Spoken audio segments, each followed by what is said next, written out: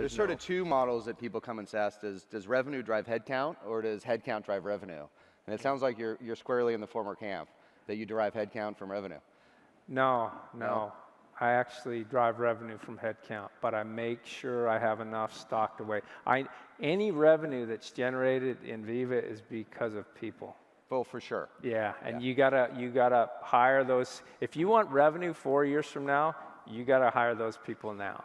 Yeah. Right. We're starting up a brand new, probably our biggest product area to date, and this year we hired 30 people. Those people produce real good revenue for Veeva 4 or 5 years down the road. That's when that will be $100+ million business. But you got to hire them now. So revenue follows the people. How do you think, related to that, how do you think about how many of your sales team should perform?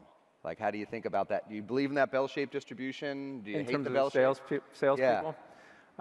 If you're waiting 4 years for them to perform, it's terrible if you have that attrition, isn't it? Yeah. No, I'm really thinking more about the product, the ingredients on the product people. That's like a soup that has a... They start to hit their stride. Product has a 4-year cooking cycle, right? It's a soup. They're like, oh my God, I want to eat it 4 years from now. I got to start cooking it now? Really?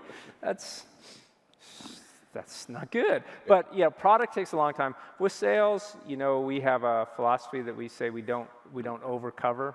So we want to leave top line revenue on the table. We don't want to get all the top line revenue, because if we push all the way for that, we will get some inefficiencies, and that's not so good.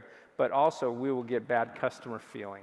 Yeah. Because a desperate rep will do desperate things, and the rep's in front of the customer, and they'll feel it. You don't want those desperate things, do you? No, because for us, we have many customers that are, they're well over $20 million a year customers from us.